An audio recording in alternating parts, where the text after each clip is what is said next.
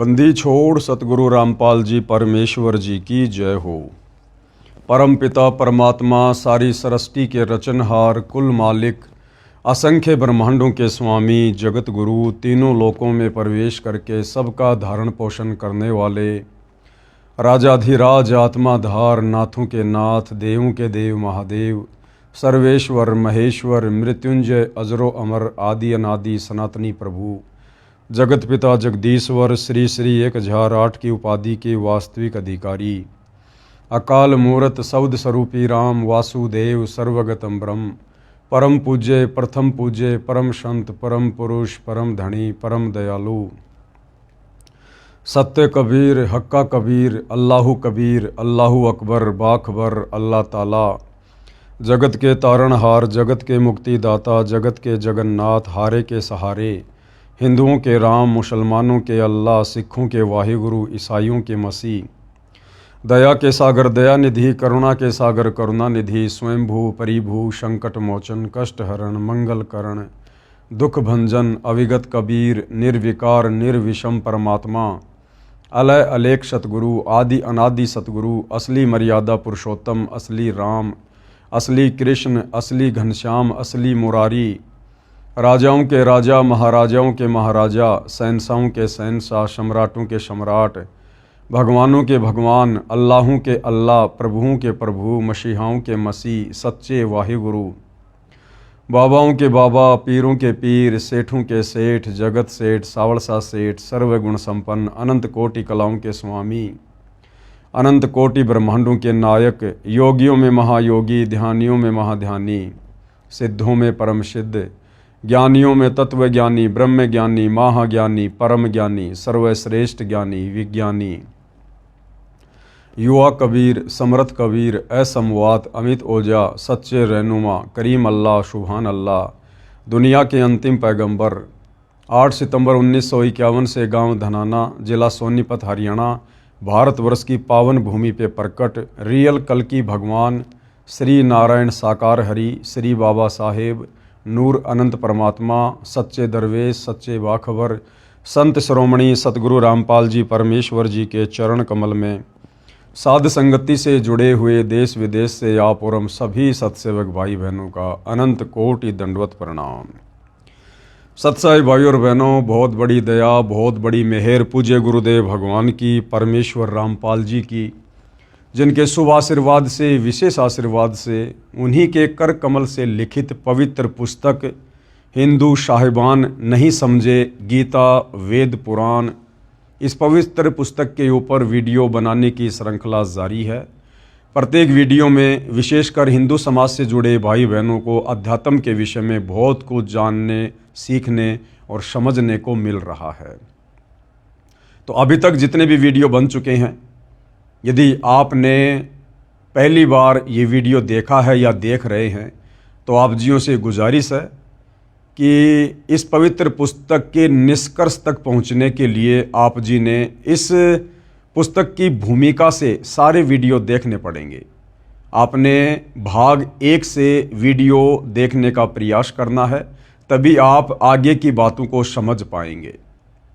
तो भाई और बहनों, पिछले वीडियो में पूज्य गुरुदेव भगवान ने हमें इन पुराणों के विषय में बताया समझाया, साथ में सतयुग से लेकर त्रेता द्वापर ये जितने भी साधु संत महात्मा ऋषिजन थे जिनके बड़े बड़े नाम थे बड़ी बड़ी महिमा थी, जिनकी हम कथाएं सुना करते थे कि फला फला ऋषि ने 7 समुद्रों का पानी पी लिया, वशिष्ठ ऋषि ने ये चमत्कार कर दिया, विश्वामित्र ने ऐसा कारनामा कर दिया, दुर्वासा ऋषि ने अपने एक वचन से 56 करोड़ यादुओं का नाश कर दिया और हम इनको बहुत बड़े सूरमा माना करते थे, सूरमा समझा करते थे। जबकि अब पूज्य गुरुदेव भगवान ने आकर अपने सत्संगों में और हिंदू साहिबान नहीं समझे गीता वेद पुराण इस पवित्र पुस्तक में हमें इनकी जड़ बताई कि इन साधु संत महात्माओं को ऋषियों को श्री रामचंद्र जी के गुरु वशिष्ठ जैसों को विश्वामित्र जैसों को श्री कृष्ण जी के गुरु दुर्वासा जैसे ऋषियों को वेदों के बारे में गीता के बारे में या अध्यात्म के बारे में कै ख गै का भी ज्ञान नहीं था। वेदों का हवाला देकर ये लोग केवल उआ बाई बका करते थे। और उस समय इस ब्राह्मण वर्ग को ही शिक्षा ग्रहण करने का अधिकार था, आम जन को शिक्षा ग्रहण करने का अधिकार नहीं था, जिसके चलते आम जन इन शास्त्रों में क्या लिखा हुआ है अध्यात्म के विषय में हम नहीं जान पाते थे। और जैसा भी ये हमारे धर्मगुरु, धर्म के मार्गदर्शक, ऋषि मुनि हमें बता दिया करते थे, हम लोग इनको परम विद्वान मानकर, संस्कृत के ज्ञाता मानकर, वेदों के मर्मज्ञ मानकर इनकी बातों पर विश्वास कर लिया करते थे। तो भाइयों और बहनों, अब जाकर इस कलयुग की बिचली पीढ़ी में स्वयं परम अक्षर ब्रह्म ने सतलोक से चलकर पृथ्वी पर तत्वदर्शी संत के रूप में सन 1994 से ये सारे धर्मशास्त्र दिखा दिखाकर, इन ऋषि महर्षियों की जीवनी दिखा दिखाकर इनकी आध्यात्मिक पोल पट्टी खोली है। तब जाकर हमें विश्वास हुआ है कि वास्तव में हमारे इन सनातनी ऋषि मुनियों को वेदों का ज्ञान नहीं था, सनातन का ज्ञान नहीं था। तो इस पुस्तक में अब आगे प्रश्नोत्तरी के माध्यम से सवाल किया जा रहा है कि ये पुराण क्या हैं, कैसे बने, और इन पुराणों में क्या वेदों के अनुसार ज्ञान नहीं है? और हमारे जो बड़े बड़े महापुरुष हुए हैं, जिन्होंने पुराणों की रचना की हैं, जिनकी कथाएं इन पुराणों में हम पढ़ते हैं, क्या इनको भी वेदों का ज्ञान नहीं था? तो पूज्य गुरुदेव भगवान कह रहे हैं कि इनको तो कै ख गय का भी ज्ञान नहीं था। तो भाइयों और बहनों, अब हम आगे बढ़ते हैं यथार्थता को समझने के लिए। प्रश्न नंबर 14, क्या पुराण शास्त्र नहीं है? तो गुरुदेव भगवान कह रहे हैं कि भैया पुराण शास्त्र हैं, परंतु ये भक्ति के लिए मान्य नहीं हैं, ये भक्ति के हिसाब से उचित नहीं है। इन पुराणों में ऋषि मुनियों का अपना अनुभव ज़्यादा है। इन ऋषि मुनियों ने शास्त्रों के विरुद्ध साधना करते हुए जो समाधियाँ लगाई, जो भक्ति की, और इनको उस भक्ति के प्रतिफल में जैसा भी अनुभव हुआ, वो अनुभव इन ऋषि मुनियों ने इन पुराणों में लिख दिया। और ऋषि मुनियों का अनुभव यदि वेदों से मेल नहीं खाता है, गीता जी से मेल नहीं खाता है, तो वो शास्त्र भक्ति के योग्य नहीं है। अब हम आगे इन्हीं पुराणों से और उन्हीं बड़े बड़े ऋषि मुनियों की, संतों की जो कथाएं लिखी हुई हैं, उन कथाओं से निष्कर्ष निकालेंगे कि इन बड़े बड़े ऋषि मुनियों का आचरण क्या था, इनका चरित्र क्या था, इनकी रहनी करनी क्या थी। क्या इनके जीवन चरित्र को देखकर, पढ़कर हम कभी भगत बन सकते हैं? हम सच्ची साधना कर सकते हैं? क्या इन ऋषि मुनियों की साधना वेदों के अनुसार थी? तो उसके लिए गुरुदेव हमें कुछ उदाहरण दे रहे हैं। सबसे पहले दुर्वासा ऋषि का उदाहरण दिया जा रहा है, जो कि द्वापर युग में श्री कृष्ण जी के गुरु थे। एक बार पांडव वनवास में थे। दुर्योधन के कहने से दुर्वासा ऋषि 88,000 ऋषियों को लेकर पांडवों के यहाँ गया। मन में दोष लेकर गया था कि पांडव मेरी मन इच्छा अनुसार भोजन करवा नहीं पाएंगे, मैं उनको श्राप दे दूंगा और वे नष्ट हो जाएंगे।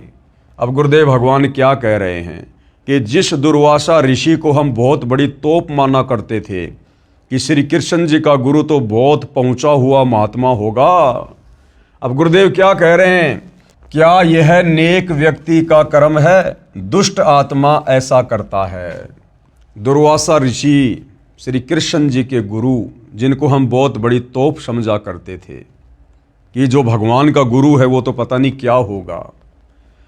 पूज्य गुरुदेव भगवान ने उसके कर्म को देखते हुए, उसके चरित्र को देखते हुए, एक संत, एक भगत होने के बावजूद और ऐसा दुष्ट आचरण, जिस समय पांडव वनवास भोग रहे थे, उसी समय पांडवों को और अधिक दुखी करवाने के लिए दुर्योधन ने दुर्वासा ऋषि को अपने राजमहल में बुलवाया, उसको बढ़िया बढ़िया खाना खिलाया, बढ़िया उसको दान दक्षिणा दी, अच्छी उसकी सेवा की।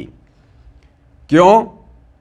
ताकि दुर्वासा ऋषि मेरे कहने से जंगल में जाकर पांडवों को श्राप दे और वो नष्ट हो जाएं, और फिर मैं दुर्योधन सदा सदा के लिए हस्तिनापुर का राजा बन जाऊंगा।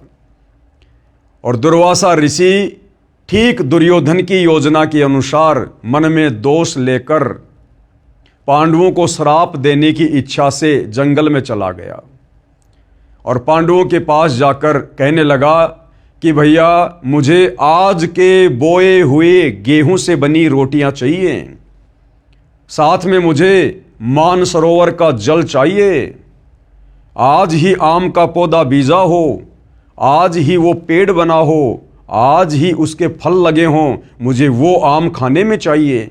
यानी ऐसी ऐसी डिमांड कर दी जो पूरी हो ही नहीं सकती थी। और दुर्वासा को पता था कि यदि ये मेरी डिमांड पूरी नहीं करेंगे तो मुझे बहाना मिल जाएगा इनको शराप देने का। तो पूज्य गुरुदेव भगवान हमें इन महात्माओं के चरित्र से परिचित करवा रहे हैं कि ऐ हिंदू समाज के नादान भक्तों, श्रद्धालुओं, हिंदू साहिबानों,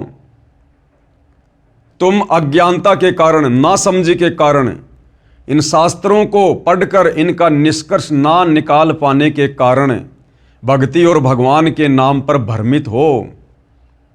इन हमारे ज्ञानहीन धर्म गुरुओं ने जैसा हमारे को मन में आया वैसा ही भक्ति मार्ग पर चलाया और हमें शास्त्र विधि त्याग कर मनमाने आचरण पर लगा दिया और हमें इन पुराणों से मीठी मीठी कथा कहानियाँ सुनाकर ये अपनी रोजी रोटी का धंधा बनाए हुए थे। अब पता चलेगा भाई और बहनों कि असल में संत क्या होता है, असल में भगत क्या होता है, महात्माओं के लक्षण क्या होते हैं, ऋषि मुनियों का आचरण क्या होता है। तो द्वापर युग में श्री कृष्ण जी के धर्म गुरु ऋषि दुर्वासा, जिनकी महिमा पूरे संसार में अब पता चल रहा है, परम अक्षर ब्रह्म तत्वदर्शी संत सतगुरु रामपाल जी के माध्यम से। अब बताओ इन पुराणों को पढ़कर आप और हम क्या शिक्षा ग्रहण करेंगे, कहां तक हम अध्यात्म में जा सकते हैं। अगर हम इनकी कथाएं पढ़ेंगे दुर्वासा जैसे ऋषियों की, तो हमारे अंदर भी ये कथाएं पढ़ने के चलते इन्हीं के गुण आएंगे, हमारे अंदर भी दुष्टता आएगी, धोखाधड़ी का भाव आएगा। तो बताओ भाई और बहनों, इन पुराणों को पढ़ने के चलते और इन पुराणों के अनुसार भक्ति साधना यदि हम करेंगे तो क्या हम कभी भी मुक्ति को प्राप्त करेंगे? कभी नहीं कर सकते। तो दुर्वासा ने सोचा कि मुझे भोजन वो करवा नहीं पाएंगे मेरी इच्छा अनुसार और वे नष्ट हो जाएंगे। अब गुरुदेव कह रहे हैं क्या यह नेक व्यक्ति का कर्म है? क्या एक नेक व्यक्ति ऐसा करेगा? एक सामान्य व्यक्ति भी ऐसा नहीं कर सकता, जबकि ये तो अपने आप को बहुत बड़े महात्मा समझते थे। दुष्ट आत्मा ऐसा कार्य करता है। विचार करो, क्या कह रहे हैं गुरुदेव कि पुण्यात्माओं विचार करो। दुर्वासा महान तपस्वी था, दुर्वासा तप किया करता था, घोर तप। तप के कारण उसके अंदर सिद्धियां आ जाती थी और सिद्धियों का नाजायज फायदा उठाते हुए किसी को आशीर्वाद देकर लाभ दे देता था तो किसी के ऊपर नाराज होकर उसको श्राप दे दिया करता था, जिस कारण से डरता हुआ समाज इनके आगे नतमस्तक रहता था। समाज इन लोगों की इज्जत इनके गुणों के चलते नहीं करता था, इनकी भक्ति के चलते नहीं करता था, इनके अच्छे आचरण के चलते नहीं करता था। इन लोगों से डरते हुए ये राजा लोग और आम जन इनका आदर सत्कार किया करते थे कि कहीं ये महात्मा गुस्से में आकर हमें कोई शराप ना दे दे और हमारा सत्यानाश ना हो जाए। दुर्वासा महान तपस्वी था, जबकि भाई और बहनों ये पवित्र गीता जी तप करने को मना कर रही है कि जो व्यक्ति घोर तप करते हैं, मन कल्पित घोर तप करते हैं, वो इस शरीर में विराजमान देवी देवताओं को और मुझ गीता ज्ञान दाता को भी दुखी करते हैं। तो ये दुर्वासा तो वेदों के विरुद्ध साधना किया करता था, वेदों के विरुद्ध। दुर्वासा महान तपस्वी था। उस घोर तप करने वाले पापाचारी नराधम ने क्या जुल्म करने की ठानी। दुर्वासा को गुरुदेव ने उसके आचरण के चलते नराधम की संज्ञा दी है, यानी नरों में नीच, इंसानों में नीच व्यक्ति। दुखियों को और दुखी करने के मकसद से गया। वो पांडव बेचारे पहले से ही जंगल में वनवास भोग रहे थे, महादुखी थे, और दुर्योधन के कहने से वो दुर्वासा उन पांडवों को जो पहले से दुखी थे उनको और अधिक दुखी करने के मकसद से चला गया। तो बताओ, ऐसा आदमी नराधम नहीं होगा, पापाचारी नहीं होगा, दुष्ट आत्मा नहीं होगा, तो और क्या होगा? क्या ये राक्षसी कर्म नहीं था? क्योंकि राक्षस ही दूसरों को बेवजह दुखी किया करते थे। क्या यह क्रूर कर्मी नराधाम नहीं था? आगे क्या कह रहे हैं गुरुदेव? इसी दुर्वासा ऋषि ने बच्चों के मजाक करने से क्रोधवश यादवों को श्राप दे दिया। एक बार क्या हुआ, श्री कृष्ण जी का बेटा प्रद्युम्न अपने कुछ साथियों के साथ में दुर्वासा ऋषि की परीक्षा लेने के लिए, कि सुना है दुर्वासा ऋषि बड़ा तपस्वी है, बड़ा अंतर्यामी है, तीनों लोकों की जानता है। तो श्री कृष्ण जी के पुत्र प्रद्युम्न ने अपने पेट के ऊपर एक जो कढ़ाई होती है उसको बांध लिया, उसके ऊपर कुछ कपड़े वगैरह बांध लिए और औरतों के कपड़े पहन लिए, और बाकी जो उसके साथी थे वो उसके साथ में गए। एक उसका नकली पति बना दिया गया और दुर्वासा ऋषि के पास गए और उन्होंने कहा कि महात्मा जी, बड़े दिनों के बाद में इस बहन को गर्भ रहा है, परिवार को बड़ी खुशी है, वो ये जानना चाहते हैं कि इसके गर्भ में लड़का है या लड़की है, इसके गर्भ में क्या है, इसके गर्भ से क्या होगा। तो दुर्वासा ऋषि ने अपनी दिव्य दृष्टि से देखा तो पता चला कि ये तो मेरे साथ मजाक करने आए हैं। इतनी सी बात पर वो दुर्वासा ऋषि क्रोधित हो गया, आग बबूला हो गया, आंखें लाल कर ली, चिमटा हाथ में उठा लिया और श्राप दे दिया कि बताऊं क्या होगा? यादव कुल का नाश होगा, सत्यानाश होगा। और भाई और बहनों, इतिहास गवाह है, दुर्वासा ऋषि के उसी श्राप के चलते आगे चलकर श्री कृष्ण जी समेत पूरा यादव कुल, यानी 56 करोड़ यादव, जिसमें श्री कृष्ण जी समेत उनके बेटे बेटियां, उनकी पत्नी, उनका परिवार, उनके रिश्तेदार, सब लोग आपस में लड़ झगड़ कर कट कट कर यमुना के किनारे प्रभास क्षेत्र में समाप्त हो गए। इसलिए गुरुदेव भगवान ने दुर्वासा जैसे ऋषियों को, जो घोर तप किया करते थे, तप करके शक्तियां इकट्ठी किया करते थे और उसके बाद किसी का भला तो किसी का बुरा कर दिया करते थे, इसलिए परमेश्वर जी ने दुर्वासा जैसे ऋषियों को, जिनकी कथाएं इन पुराणों में आती हैं, इनको नराधम और दुष्ट आत्मा की संज्ञा दी है। इसी दुर्वासा ऋषि ने बच्चों के मजाक करने से क्रोधवश यादवों को श्राप दे दिया। बताओ, गलती तो करी कुछ एक बच्चों ने, 5-7 बच्चों ने, और श्राप दे दिया 56 करोड़ यादवों को। गलती 3-4 बच्चों ने, यानी प्रद्युम्न पुत्र श्री कृष्ण आदि ने की, और श्राप पूरे यादव कुल का नाश होने का दे दिया। दुर्वासा के श्राप से 56 करोड़, यानी 56 करोड़ यादव आपस में लड़कर मर गए। श्री कृष्ण जी भी मारे गए। क्या ये राक्षसी कर्म दुर्वासा का नहीं था? और ऐसे राक्षसी कर्म करने वाले संतों की, महंतों की, ऋषियों की कथाएं सुनकर क्या हम मोक्ष प्राप्त कर सकते हैं? इसलिए भाई और बहनों, ये जो पुराण हैं, इन पुराणों की कथाएं, इन पुराणों का ज्ञान वेदों के विरुद्ध है, गीता जी के विरुद्ध है, और इनके ऊपर अमल करने से हम कभी भी अध्यात्म की ऊंचाइयों को नहीं छू सकते। अन्य पुराणों की रचना करने वाले ऋषियों के कारनामे सुनो, अन्य कर्म पुराण की रचना करने वाले ऋषियों के सुनो।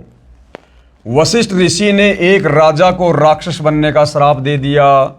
वशिष्ठ ऋषि जो त्रेता युग में विष्णु अवतार श्री रामचंद्र जी के गुरु थे, सोचिए उनका कितना बड़ा आदर सम्मान होगा, कितनी महिमा होगी। 3 लोक के स्वामी विष्णु अवतार रामचंद्र जी के गुरु, और उनके कर्म दुष्ट आत्मा जैसे, नराधम जैसे। वशिष्ठ ऋषि ने एक राजा को राक्षस बनने का श्राप दे दिया। वह राक्षस बनकर दुखी हुआ। वशिष्ठ ऋषि ने एक अन्य राजा को इसलिए मरने का श्राप दे दिया जिसने ऋषि वशिष्ठ से यज्ञ अनुष्ठान न करवाकर अन्य से करवा लिया। गुरुदेव ने सत्संग में बताया कि एक समय एक राजा ने यज्ञ करवाना था, और यज्ञ करवाने के लिए वो राजा पहले वशिष्ठ ऋषि के पास गया। तो वशिष्ठ ऋषि ने कहा कि भैया, मेरे पास तो पहले से एडवांस बुकिंग है, मैं तेरा यज्ञ 1 साल के बाद करूंगा। राजा वापस आ गया। राजा ने सोचा कि वशिष्ठ जी को तो काफ़ी समय लगेगा, चलो मैं किसी दूसरे ब्राह्मण से, दूसरे ऋषि से यज्ञ करवा लेता हूँ। उसने दूसरे ऋषि से यज्ञ करवा लिया। उधर से वशिष्ठ ऋषि भी आ गया कि चलो भाई, वो राजा आया था, उसका यज्ञ करने के लिए चलते हैं। वहाँ आने के बाद वशिष्ठ को पता चला कि राजा ने तो यज्ञ करवा लिया, राजा का तो यज्ञ चल रहा है। इतनी सी बात से नाराज होकर दान दक्षिणा के चक्कर में, मान बढ़ाई के चलते, और वशिष्ठ ने उस राजा को श्राप दे दिया कि तेरी मृत्यु होगी।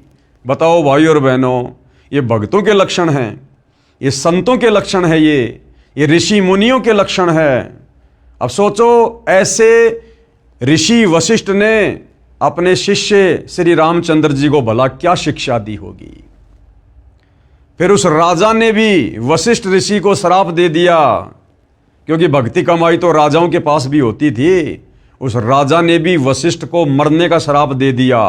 उधर से राजा ने भी शरीर छोड़ दिया, और फिर वशिष्ठ ऋषि को जो श्राप लगा था उसके चलते वशिष्ठ ऋषि को भी मरना पड़ा। उसने भी अपना शरीर छोड़ा। फिर दोबारा से कैसे उनको पुनर्जन्म मिला, उसकी कथा यहां गुरुदेव बता रहे हैं इन पुराणों में। वशिष्ठ ऋषि ने एक अन्य राजा को इसलिए मरने का श्राप दे दिया जिसने ऋषि वशिष्ठ से यज्ञ अनुष्ठान न करवाकर अन्य से करवा लिया। उस राजा ने वशिष्ठ ऋषि को मरने का श्राप दे दिया। दोनों की मृत्यु हो गई। वशिष्ठ जी का पुनः जन्म इस प्रकार हुआ जो पुराण कथा है। अब देखना भाई और बहनों, फिर दोबारा से वशिष्ठ ऋषि जी का जन्म कैसे हुआ। दो ऋषि जंगल में तपस्या कर रहे थे। ऊपर से एक मेनका आ गई, उर्वशी आ गई, अति सुंदर थी। उसके सौंदर्य को देखकर उन दोनों का वीर्यपात हो गया, और इस विधि से भाई और बहनों वशिष्ठ जी का पुनर्जन्म हुआ। वशिष्ठ जी का पुनर्जन्म इस प्रकार हुआ जो पुराण कथा है। दो ऋषि जंगल में तप कर रहे थे। एक अप्सरा स्वर्ग से आई, बहुत सुंदर थी। उसे देखने मात्र से दोनों ऋषियों का वीर्य संकलन यानी वीर्यपात हो गया। अब ये थे भाई और बहनों हमारे ऋषि महात्मा। ये दो ऋषि जो जंगल में तपस्या कर रहे थे। ऋषि यानी भगत, साधक। और क्यों गए थे वो जंगल में अपना घर परिवार छोड़कर? भगवान प्राप्त करने के लिए, साधु बनने के लिए, भक्ति करने के लिए। और वहां जाने के बाद फिर क्या हुआ? बन गए फिर वो भगत। दो ऋषि जंगल में तप कर रहे थे। एक अप्सरा स्वर्ग से आई, बहुत सुंदर थी। उसे देखने मात्र से दोनों ऋषियों का वीर्य संकलन यानी वीर्यपात हो गया। दोनों ने बारी बारी जाकर झोपड़ी में रखे खाली घड़े में वीर्य छोड़ दिया। उससे एक तो वशिष्ठ ऋषि वाली आत्मा का पुनर्जन्म हुआ, नाम वशिष्ठ ही रखा गया। दूसरे का कुंभज ऋषि नाम रखा जो अगस्त ऋषि कहलाया। अब देख लो भाई और बहनों, वशिष्ठ ऋषि और अगस्त ऋषि जिसने एक घूंट में 7 समुद्र पी लिए थे। इस प्रकार से इनकी उत्पत्ति हुई है। यानी इनके जो पैदा करने वाले थे उन दोनों ऋषियों का क्या चरित्र था। अब उनमें से कुछ गुण तो वशिष्ठ और अगस्त में भी आएंगे ना। तो इस प्रकार से फिर इनका पुनर्जन्म हुआ। ये कथाएं भाई और बहनों हम इन पुराणों में पढ़ा करते थे। ये काम सूत्र की कथाएं ज्यादा और भक्ति की कम। विश्वामित्र ऋषि के कर्म, और विश्वामित्र जो सतयुग में हुए थे, विश्वामित्र उसके विषय में कहा जाता है कि उससे बड़ा कोई तपस्वी नहीं था। स्वर्ग के देवता भी उससे डरा करते थे, घबराया करते थे। उस विश्वामित्र ऋषि के क्या कर्म थे, उस भगत के क्या कर्म थे। क्या इन साधु संतों के आचरणों को फॉलो करके हम कभी भी भक्ति मार्ग में सफल हो सकते हैं? हमने यही निष्कर्ष निकालना है भाई और बहनों कि ये जितने भी साधु संत महात्मा थे, क्या इनकी साधना वेदों के अनुसार थी? क्या इनकी भक्ति क्रिया वेदों के अनुसार थी? इन सब ने तप किए, घोर तप किए, मनमाना आचरण किया, वेद विरुद्ध साधना की, जो आज गीता जी बिल्कुल मना कर रही है। तो गीता और वेदों के विरुद्ध जंगलों में जाकर तप करने वाले भला काहे के भगत, काहे के साधक? तो विचार करने की बात यह है, जब इन बड़े बड़े तपस्वियों ने, ऋषियों ने वेद विरुद्ध साधना की तो भला इनकी मुक्ति कैसे हुई होगी? और मुक्ति नहीं हुई तो फिर इनको 84 लाख योनियों में भी जाना पड़ा। गधे कुत्ते सूअर के शरीर भी भोगने पड़े, इनको नरक भी भोगना पड़ा। विश्वामित्र ऋषि के कर्म, राज त्याग कर जंगल में गया, घोर तप किया। बताओ किसने शिक्षा दे दी कि भैया जंगल में भक्ति होती है?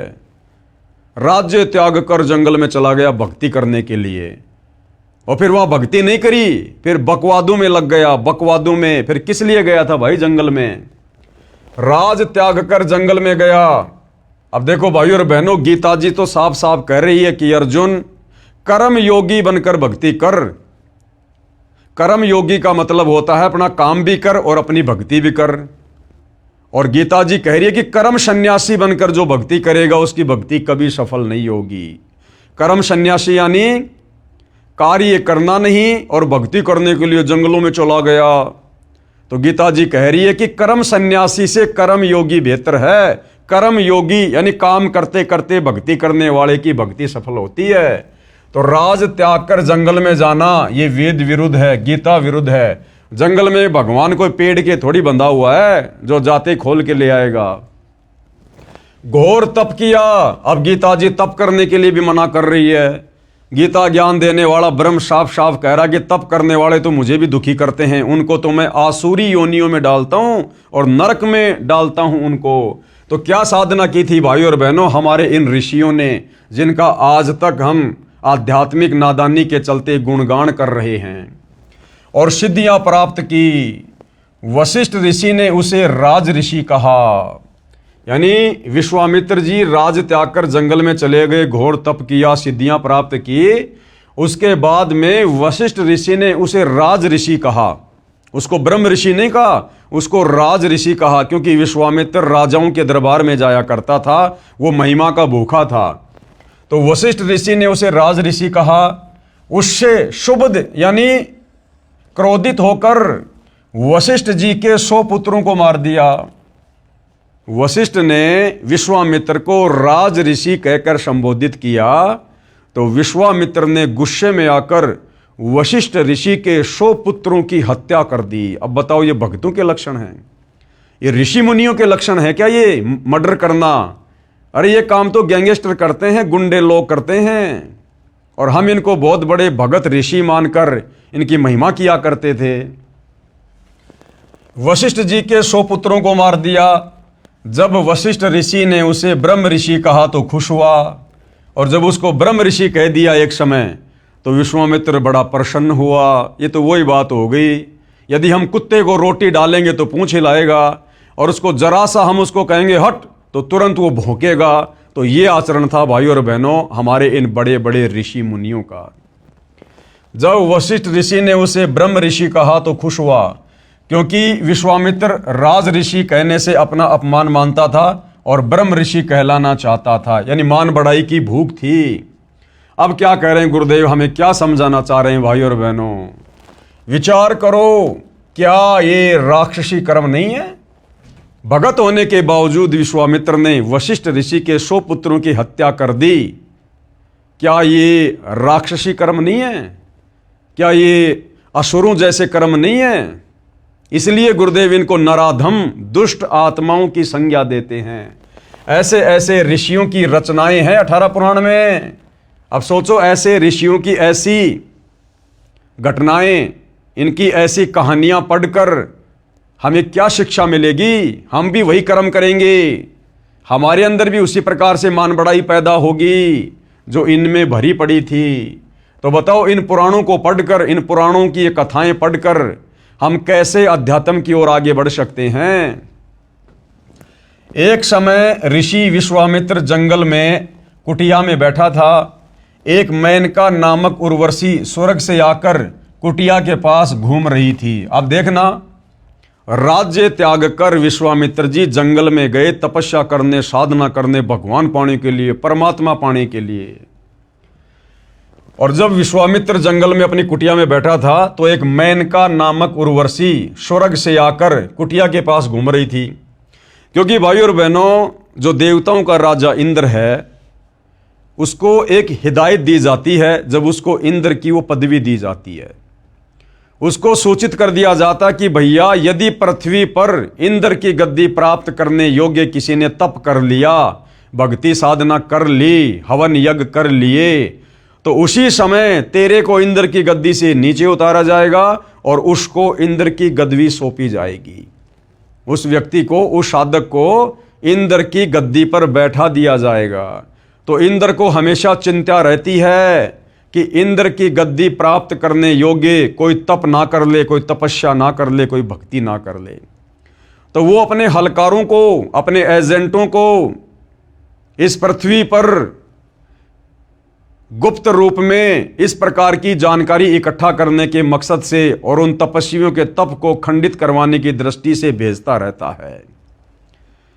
यानी हमने जो पढ़ा था ना गीता अध्याय 9 श्लोक नंबर 25 में कि पितरों को पूजने वाले पितरों को प्राप्त होंगे, भूतों को पूजने वाले भूत बनेंगे और देवताओं को पूजने वाले देवताओं के पास जाएंगे।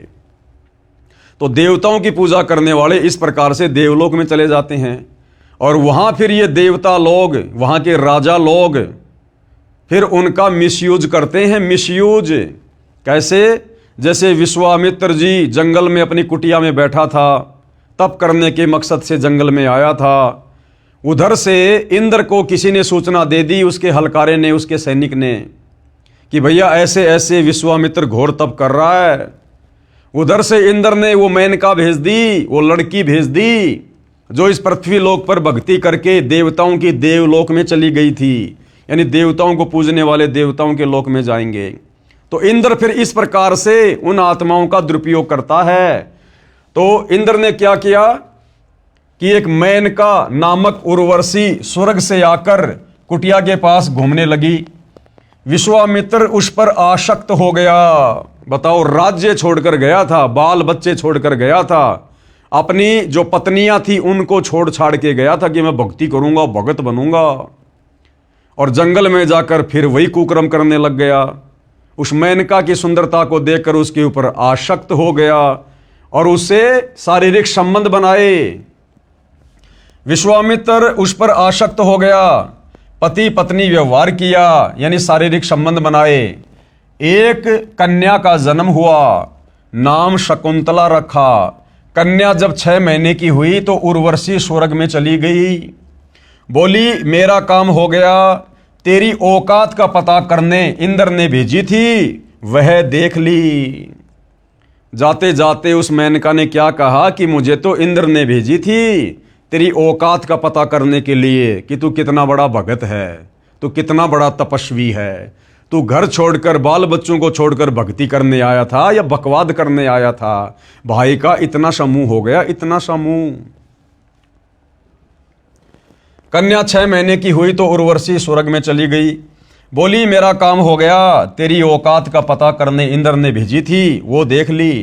कहते हैं विश्वामित्र उस कन्या को कण्व ऋषि की कुटिया के सामने रखकर फिर से गहरे जंगल में तप करने गया।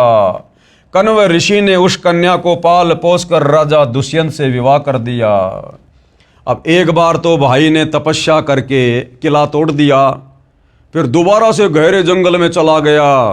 तो गुरुदेव कह रहे हैं दूसरी बार कौन सा वो गीता जी पढ़ के गया था जो बिल्कुल सही साधना की होगी उसने, दोबारा भी वही डले ढोने के लिए चला गया, वेद विरुद्ध साधना करने के लिए। तो क्या कह रहे हैं गुरुदेव, विचार करो, विश्वामित्र पहले उसी गहरे जंगल में घोर तप करके आया ही था। अरे उस गहरे जंगल में तो पहले तप करके आया था, उसके बाद वो अप्सरा के ऊपर आसक्त हो गया और दोबारा से गहरे जंगल में चला गया और आते ही वशिष्ठ जी के पुत्र मार डाले, उर्वशी से उलझ गया, नाश करवाकर फिर डले ढोने गया। फिर क्या वह गीता पढ़ कर गया था कि दूसरी बार जंगल में कौन सा वो गीता जी पढ़ के गया था जो बिल्कुल सही साधना करके आया होगा, वो ही डले उसने दोबारा से ढोए। उसी लोकवेद के अनुसार शास्त्र विधि रहित मनमाना आचरण किया। फिर विश्वामित्र ऋषि ने राजा हरिश्चंद्र से छल करके राज्य लिया। बताओ, फिर विश्वामित्र ने राजा हरिश्चंद्र से छल करके, धोखा करके और उसका राज्य छीन लिया। बेचारा राजा हरिश्चंद्र, उसका बेटा, उसकी पत्नी, उन्होंने कितने दुख उठाए। अब बताओ, हम इनको ऋषि मुनि कहें या हम इनको नराधम कहें, इनको साधु संत कहें या इनको पापात्मा कहें। क्या एक भगत, एक ऋषि कभी किसी को दुखी कर सकता है? कभी किसी के ऊपर इस प्रकार से पीड़ाओं का दौर शुरू कर सकता है? तो भाइयों और बहनों, ये सारी की सारी कथाएं इन पुराणों में लिपिबद्ध हैं और इन कथाओं को ये हमारे धर्म गुरु हमें बड़े लतीफ़ेदार तरीके से सुनाया करते थे, ढोलक पेटी की तर्ज पर, और हम बड़े प्रसन्न हुआ करते थे। वाह वाह वाह। आज सतगुरु रामपाल जी ने हमारी ज्ञान वाली आंखें खोलकर शास्त्र अनुकूल सत भक्ति देकर अब हमें समझाया है, अब हमारी समझ में आया है कि ये जितने भी साधु संत महात्मा थे, ऋषि मुनि थे, जो वेद विरुद्ध साधना किया करते थे, घर त्याग कर, परिवार त्याग कर, ये तो केवल डले ढोया करते थे, डले। भक्ति नाम की कोई चीज़ नहीं थी इनके पास। ये तप करके, क्योंकि तप करने से सिद्धियां आ जाती हैं, सिद्धियां प्राप्त करके किसी का भला कर देते थे, किसी का बुरा कर दिया करते थे, और इस प्रकार जनता में भय व्याप्त करके, एक डर का माहौल पैदा करके ये राजाओं से बख्शिश ले लिया करते थे, राज दरबारों में पड़े रहा करते थे उनके धर्म गुरु बनकर। तो ये था हमारे इन ऋषि मुनियों का, तपस्वियों का चरित्र, जो आज सतगुरु रामपाल जी ने सर्व के समक्ष इन्हीं के जीवन चरित्र से, इन पुराणों से निकाल कर दिखा दिया है। फिर विश्वामित्र ऋषि ने राजा हरिश्चंद्र से छल करके राज्य लिया। राजा हरिश्चंद्र, उसकी पत्नी तारावती तथा पुत्र रोहतास के साथ अत्याचार किए। उसके बाद भाइयों और बहनों, अगस्त ऋषि का चमत्कार। अगस्त ऋषि और वशिष्ठ ऋषि किस प्रकार से पुनर्जन्म को प्राप्त हुए थे, आपने पढ़ लिया होगा। तो अगस्त ऋषि ने फिर क्या चमत्कार किया और उसकी महिमा बन गई। एक अगस्त ऋषि हुआ है जो कुंभज से जन्मा था, कुंभज से। उसने तप करके सिद्धियां प्राप्त की। अगस्त ऋषि ने भी तप किया, और तप करना वेदों के विरुद्ध है, गीता जी के विरुद्ध है, और जो व्यक्ति गीता और वेदों के विरुद्ध साधना करेगा उसका मोक्ष नहीं, उसकी मुक्ति नहीं, उसका जन्म मरण का झंझट समाप्त नहीं हो सकता। वो लक 84 में धक्के खाएगा ही खाएगा। तो अगस्त ऋषि, जिसकी इतनी बड़ी महिमा थी, वो भी वेद विरुद्ध साधना किया करता था। उसने तप करके सिद्धियां प्राप्त की, सातों समुद्रों को एक घूंट में पी लिया, फिर वापस भर दिया अपनी महिमा बनाने के लिए। क्या ये मुक्ति है? ऐसे ऐसे ऋषियों की अपनी विचारधारा इन पुराणों में है। पुराणों में जो ज्ञान वेदों व गीता से मेल नहीं करता वह लोक वेद है, यानी सुनी सुनाई बात है, उसे त्याग देना चाहिए, छोड़ देना चाहिए। इन ऋषियों से प्राप्त लोक वेद को वर्तमान पवित्र हिंदू धर्म के वर्तमान धर्म प्रचारक, गीता मनीषी, आचार्य तथा शंकराचार्य व महामंडलेश्वर प्रचार कर रहे हैं। इस कूड़े ज्ञान को, इस अज्ञान को, जो कि वेद विरुद्ध है, गीता जी के विरुद्ध है, मुक्ति मार्ग के विरुद्ध है, ये हमारे वर्तमान के तमाम आचार्य, शंकराचार्य, धर्म गुरु, मंडलेश्वर प्रचार करते हुए फिर रहे हैं। तो विचार करो भाइयों और बहनों, फिर हमारे वर्तमान के धर्म गुरुओं को, आचार्य और शंकराचार्यों को भला कहां से मुक्ति का ज्ञान प्राप्त है? अरे जो हमारे वर्तमान के धर्म गुरु वेद विरुद्ध साधना करने वाले, इन ऋषि मुनियों की कथाओं से युक्त इन पुराणों का प्रचार प्रसार करते फिर रहे हैं, तो उन वर्तमान के धर्म गुरुओं को भला फिर कहां ज्ञान है जो उनके अनुसार भक्ति साधना करके हम लोग मुक्ति प्राप्त कर लेंगे। इन ऋषियों से प्राप्त लोक वेद को वर्तमान पवित्र हिंदू धर्म के वर्तमान धर्म प्रचारक, गीता मनीषी, आचार्य तथा शंकराचार्य व महामंडलेश्वर प्रचार कर रहे हैं, तथा हिंदू धर्म के अनुयायी यानी हिंदू उसी अज्ञान को ढो रहे हैं जो गीता में मनमाना आचरण बताया है, अर्थात व्यर्थ साधना कही है। अब पुनः उसी विषय पर चर्चा करता हूं कि हिंदू साहिबान नहीं समझे निर्मल गीता ज्ञान। यानी अब तो धीरे धीरे हिंदू समाज से जुड़े भाई बहनों को ये बात समझ में आ जानी चाहिए कि आज से पहले हमारे पूर्वज, हमारे धर्म गुरु क्या भक्ति साधना किया करते थे, और उस वेद विरुद्ध भक्ति साधना करने के चलते उनकी क्या गति हुई होगी या दुर्गति हुई होगी। तो गुरुदेव कह रहे हैं कि अब पुनः उसी विषय पर चर्चा करता हूं कि हिंदू साहिबान यानी हिंदू धर्म से जुड़े भाई बहन, नहीं समझे निर्मल गीता ज्ञान, इस गीता के ज्ञान को समझ नहीं पाए। प्रश्न नंबर 15, हिंदू पक्ष। भक्ति व धर्म कर्म तो लगभग सब करते हैं, आप तथा आपके अनुयायी ही नहीं करते। यानी किसी ने सवाल किया हिंदू धर्म की ओर से सतगुरु रामपाल जी से कि भक्ति व धर्म कर्म तो लगभग सब करते हैं, आप कौन सतगुरु रामपाल जी, और आपके अनुयायी ही नहीं करते। आप कहना क्या चाहते हैं? आपकी बातों से लग रहा है कि आपके अतिरिक्त कोई ठीक से भक्ति नहीं करते। तो गुरुदेव ने क्या उत्तर दिया? यह सही है कि जो आप कह रहे हैं ना, ये बिल्कुल सत्य बात है। दास रामपाल दास यही कहता है कि विश्व में कोई भी गुरु मेरे अतिरिक्त शास्त्रोक्त साधना न तो स्वयं करता है और न ही अपने अनुयायियों से करवाता है। ये परम सत्य है, क्योंकि उनको अपने अपने शास्त्रों का ज्ञान ही नहीं है। किनको? हिंदू धर्म गुरुओं को। उनको अपने अपने शास्त्रों का यानी गीता और वेदों का ज्ञान ही नहीं है। आप निम्न बातें नोट करो और बताओ। प्रश्न नंबर 16, क्या आप बता सकते हैं गीता अध्याय 18 श्लोक 62 में गीता बोलने वाले प्रभु ने अपने से अन्य किस परमेश्वर की शरण में जाने को कहा है? तो गुरुदेव ने सवाल किया कि भैया क्या आप और आपके धर्मगुरु बता सकते हैं कि गीता का ज्ञान देने वाले भगवान ने, जिसको तुम श्री कृष्ण जी कहते हो, विष्णु कहते हो, असल में वो ब्रह्म है जो श्री कृष्ण जी के शरीर में प्रेत की तरह प्रवेश करके महाभारत के युद्ध में गीता जी का ज्ञान बोल रहा है। तो गीता का ज्ञान बोलने वाला वो भगवान गीता अध्याय 18 श्लोक नंबर 62 में अपने से अन्य और किस भगवान की शरण में जाने को अर्जुन को कह रहा है? क्या पता है तुम्हारे धर्मगुरुओं को? क्या पता है हिंदू समाज के श्रद्धालुओं को? किसी को नहीं पता, किसी को नहीं पता। तो बताओ फिर सतगुरु रामपाल जी के अलावा गीता और वेदों का ज्ञान वर्तमान में फिर है किसको? क्या आप बता सकते हैं गीता अध्याय 18 श्लोक 62 में गीता बोलने वाले प्रभु ने अपने से अन्य किस परमेश्वर की शरण में जाने को कहा है? उत्तर हिंदुओं की ओर से श्री कृष्ण यानी श्री विष्णु जी ने अपनी शरण में आने को कहा है। श्री विष्णु जी से ऊपर कोई शक्ति यानी सत्ता अर्थात भगवान ही नहीं है। फिर अपने से अन्य की शरण में जाने को कहने का प्रश्न ही नहीं है।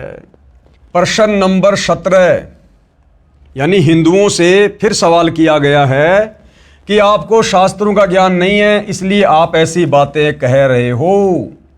अन्यथा गीता अध्याय 18 श्लोक नंबर 62 में गीता ज्ञान देने वाले भगवान ने, जिसे आप श्री कृष्ण समझो या विष्णु समझो, साफ साफ कह रहा कि अर्जुन, अगर तुझे जन्म मरण से पूर्णतया छुटकारा चाहिए तो उस परम अक्षर ब्रह्म की शरण में चला जा, उस सनातन परम धाम को प्राप्त कर, और उसके लिए अध्याय 4 श्लोक नंबर 34 के अनुसार किसी तत्वदर्शी संत की खोज कर ले। भैया मेरे पास वो भक्ति नहीं है। तो प्रश्न 17, आपको शास्त्रों का ज्ञान नहीं है, इसलिए आप ऐसी बातें कह रहे हो। उत्तर हिंदू पक्ष अब उत्तर दे रहा है कि मैं 40 वर्ष से धार्मिक ग्रंथों गीता व पुराणों को पढ़ता आ रहा हूं, मुझे पूर्ण ज्ञान है। प्रश्न 18 हिंदू पक्ष की ओर से, प्रमाण दिखाओ जो बातें आप कह रहे हो कि श्री विष्णु जी से ऊपर श्री देवी जी व उससे ऊपर काल ब्रह्म है, काल ब्रह्म से ऊपर परम अक्षर ब्रह्म है। तो उत्तर दे रहे हैं गुरुदेव भगवान, आप झूठ कह रहे हो कि श्री विष्णु जी से ऊपर कोई परमात्मा यानी शक्ति नहीं है। गुरुदेव भगवान कह रहे हैं कि हे नादान, श्री विष्णु जी से ऊपर तो बहुत शक्तियां हैं। अब ये प्रमाण करके दिखाएंगे गुरुदेव भगवान हिंदू शास्त्रों से। पेश है प्रमाण के लिए संक्षिप्त श्रीमद् देवी भागवत पुराण के प्रथम स्कंद के अध्याय 4 पेज नंबर 44 और 45 की फोटोकॉपी, जिसमें श्री विष्णु जी ने कहा है कि मैं देवी दुर्गा अष्टंगी की भक्ति करता हूं। जो हिंदू भाई ये कहते हैं ना कि श्री विष्णु जी से ऊपर और कोई भगवान नहीं, कोई परमात्मा नहीं है, ये अजन्मा है, अनादि है, सर्वेश्वर है, महेश्वर है, तो भैया हमारे धर्मशास्त्रों में श्रीमद् देवी भागवत पुराण प्रथम स्कंद चौथा अध्याय पेज नंबर 44 और 45 इसकी फोटो कॉपी दिखाई जा रही है भाई, जिसमें श्री विष्णु जी स्वयं स्वीकार कर रहे हैं कि मैं देवी दुर्गा से ऊपर किसी को परम शक्ति नहीं मानता। यानी मेरे से ऊपर तो देवी दुर्गा है और देवी दुर्गा से ऊपर मैं किसी को परमात्मा नहीं मानता, और मैं तो खुद देवी दुर्गा की भक्ति करता हूं। तो विष्णु जी से ऊपर तो देवी दुर्गा हो गई। फिर आगे चलकर देवी दुर्गा कह रही है कि मेरी भक्ति भी छोड़ दो, तुम ब्रह्म की भक्ति करो, ब्रह्म की भक्ति जो कि ब्रह्मलोक में रहता है, ओम उसका मंत्र है। फिर आगे चलकर गीता में वो ब्रह्म भी अध्याय 18 श्लोक नंबर 62 में मना कर रहा कि भैया अगर पूर्ण मुक्ति चाहिए तो परम अक्षर ब्रह्म की शरण में जा। तो ये है भाइयों और बहनों श्रीमद् देवी भागवत पुराण पहला स्कंद चौथा अध्याय, और इसका पेज नंबर है ये 44। ब्रह्मा जी ने पूछा, प्रभु, यानी एक बार श्री ब्रह्मा जी ने विष्णु जी से पूछा, जब विष्णु जी तपस्या कर रहे थे तो ब्रह्मा जी ने पूछा, प्रभु आप देवताओं के अध्यक्ष, जगत के स्वामी और भूत भविष्य एवं वर्तमान सभी जीवों के एकमात्र शासक हैं। अब बताओ, ब्रह्मा जी को भी अध्यात्म ज्ञान नहीं है, क्योंकि ब्रह्मा जी श्री विष्णु से ऊपर किसी को परमात्मा मान ही नहीं रहा था। और जब एक बार विष्णु जी तपस्या कर रहे थे, अब ये तपस्या करना गीता जी में मना है, वेदों में मना है। अब बताओ भाई और बहनों, आप हिंदू भाई बहनों के अनुसार यदि गीता जी का ज्ञान श्री कृष्ण उर्फ श्री विष्णु जी ने कहा है, तो भैया श्री विष्णु जी तो गीता जी में अर्जुन को तपस्या करने के लिए मना कर रहे हैं कि घोर तप करने वाले तो मुझे दुखी करते हैं, परेशान करते हैं, उनको तो मैं आसुरी योनियों में डालता हूं, भूत प्रेत और पितर की योनियों में डालता हूं। और वही तुम्हारा विष्णु तप कर रहा था जब ब्रह्मा जी उसके पास गया। तो इससे स्पष्ट होता है कि गीता जी का ज्ञान श्री विष्णु अर्थात श्री कृष्ण जी ने नहीं दिया। श्री कृष्ण और श्री विष्णु को तो पता ही नहीं गीता में बोला क्या गया है। श्री कृष्ण के शरीर में प्रेतवश प्रवेश करके इस काल ब्रह्म ने ये गीता जी का ज्ञान दिया। अन्यथा यदि श्री विष्णु जी ने ज्ञान दिया होता तो विष्णु जी तो भैया गीता में घोर तप करने के लिए मना कर रहे हैं। और यहां जब श्री ब्रह्मा जी ने देखा कि विष्णु जी तो तपस्या कर रहे हैं, तो ब्रह्मा जी को भी ज्ञान नहीं। ब्रह्मा जी श्री विष्णु जी को सबका भगवान कह रहा है कि आपसे बढ़कर और कौन भगवान है और आप किसकी प्राप्ति के लिए तपस्या कर रहे हैं। ब्रह्मा जी ने पूछा, प्रभु आप देवताओं के अध्यक्ष, जगत के स्वामी और भूत भविष्य एवं वर्तमान सभी जीवों के एकमात्र शासक हैं, यानी स्वामी हैं, भगवान हैं। भगवान फिर आप क्यों तपस्या कर रहे हैं और किस देवता की आराधना में ध्यान मग्न हैं? मुझे असीम आश्चर्य तो ये हो रहा है कि आप देवेश्वर एवं सारे संसार के शासक होते हुए भी समाधि लगाए बैठे हैं। अब गीता और वेदों में कहीं है विधान समाधि लगाने का, तपस्या करने का, जो ये विष्णु जी कर रहे हैं? तो विष्णु जी खुद वेदों के विरुद्ध साधना कर रहे हैं। इसलिए गुरुदेव भगवान कहते हैं कि ब्रह्मा विष्णु महेश को भी वेदों का ज्ञान नहीं, अगर होता तो ये डरे नहीं डोते। ब्रह्मा जी के ये विनीत वचन सुनकर भगवान श्री हरि यानी विष्णु जी उनसे कहने लगे, ब्रह्मन यानी हे ब्रह्मा जी, सावधान होकर सुनो, मैं अपने मन का विचार व्यक्त करता हूं। देवता, दानव और मानव सब यही जानते हैं कि तुम सृष्टि करते हो, मैं पालन करता हूं और शंकर संहार किया करते हैं। किंतु फिर भी वेद के पारगामी पुरुष अपनी युक्ति से ये सिद्ध करते हैं कि रचने, पालने और संहार करने की यह योग्यता जो हमें मिली है, इसकी अधिष्ठात्री शक्ति देवी है। शक्ति देवी यानी दुर्गा। अब बताओ भाई, जो हिंदू धर्म के भाई बहन सवाल कर रहे थे ऊपर कि श्री विष्णु से बढ़कर और कोई भगवान नहीं, कोई परमात्मा नहीं, साबित करो, कहां लिखा हुआ है? तो गुरुदेव भगवान ने श्री देवी भागवत पुराण प्रथम स्कंद चौथा अध्याय पेज नंबर 44 और 45 पर साबित कर दिया भाई। ये हमारे धर्मगुरु रात दिन इन पुराणों की कथाएं हमें सुनाते हैं। इन्हीं में लिखा हुआ दिखा दिया पूज्य गुरुदेव भगवान ने, सतगुरु रामपाल जी ने, कि ना तो ब्रह्मा जी को ज्ञान और ना श्री विष्णु जी को वेद ज्ञान, जो तपस्या कर रहे हैं, समाधि लगाए बैठे हैं और कह रहे हैं कि दुनिया की नजरों में तो यही है, संसार की नजरों में तो यही है कि ब्रह्मा तुम तो संसार की सृष्टि करते हो, मैं विष्णु पालन पोषण करता हूं और शंकर सबका संहार करता है। किंतु वेद के पारगामी पुरुष, यानी जिनको वेदों का कंप्लीट ज्ञान है, तत्वदर्शी संत, वो अपनी युक्ति से ये साबित करते हैं क्या? फिर भी वेद के पारगामी पुरुष अपनी युक्ति से ये सिद्ध करते हैं कि रचने, पालने और श्रृंगार करने की ये योग्यता जो हमें मिली है, इसकी अधिष्ठात्री शक्ति देवी है।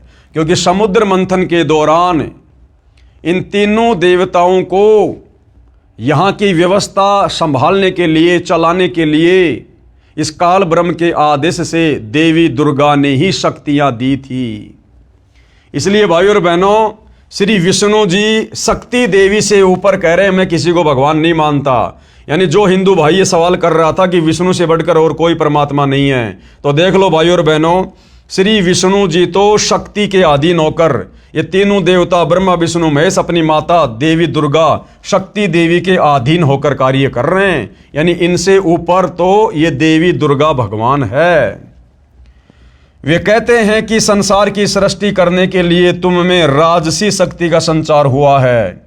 यानी ब्रह्मा जी रजोगुण हैं, मुझे यानी विष्णु सात्विक शक्ति मिली है, यानी श्री विष्णु जी सतोगुण युक्त हैं, और रुद्र यानी शंकर, रुद्र में तामसी शक्ति का आविर्भाव हुआ है, यानी श्री शंकर जी तमोगुण हैं। उस शक्ति के अभाव में तुम इस संसार की सृष्टि नहीं कर सकते, मैं पालन करने में सफल नहीं हो सकता, और रुद्र यानी शंकर जी से संहार कार्य होना भी असंभव नहीं। ब्रह्मा जी हम सभी, देख लो भाई, विष्णु जी कह रहे हैं ब्रह्मा जी को कि ब्रह्मा जी हम सभी, यानी मैं और शंकर और तुम, हम सभी यानी तीनों देवता उस शक्ति के सहारे ही अपने कार्यों में सदा सफल होते आए हैं। यानी देवी दुर्गा के, शक्ति देवी के आशीर्वाद से हम तीनों के कार्य हो रहे हैं। तो ब्रह्मा विष्णु महेश से बड़ी शक्ति, ब्रह्मा विष्णु महेश से बड़ा भगवान यहां पर कौन साबित हुआ? देवी दुर्गा। मैं सदा तप करने में लगा रहता हूं। बताओ भाइयों और बहनों, गीता और वेद तप करने के लिए मना कर रहे हैं कि तप करने वाला नरक में जाएगा, 84 लाख योनियों में जाएगा। और विष्णु जी कह रहे कि मैं सदा तप करने में लगा रहता हूं, यानी वेद विरुद्ध साधना। अब सोचो भाइयों और बहनों, जब ब्रह्मा विष्णु महेश को वेदों का ज्ञान नहीं, तो इनसे वेद लेकर इनके वंशज मनु जैसों को फिर कहां से ज्ञान होगा? और मनु जैसों से वेद ज्ञान पढ़कर आगे समाज में आधा अधूरा ज्ञान फैलाने वाले हमारे इन ऋषि मुनियों को फिर कहां से ज्ञान हुआ होगा? जो ये पुराण लिख लिख के चले गए, इन पुराणों की जिन्होंने रचना कर दी, अपना अनुभव लिख दिया। इसलिए भाइयों और बहनों, अध्यात्म के नाम पर, भक्ति और भगवान के नाम पर, सत्य साधना के नाम पर पूरा संसार विचलित है, पूरा संसार। अब दोबारा से सतगुरु रामपाल जी इस अध्यात्म को उठा रहे हैं। तो विष्णु जी कह रहे हैं कि मैं सदा तप करने में लगा रहता हूं, उस शक्ति के शासन से कभी मुक्त नहीं रह सकता, यानी दुर्गा देवी के कंट्रोल में काम करता हूं।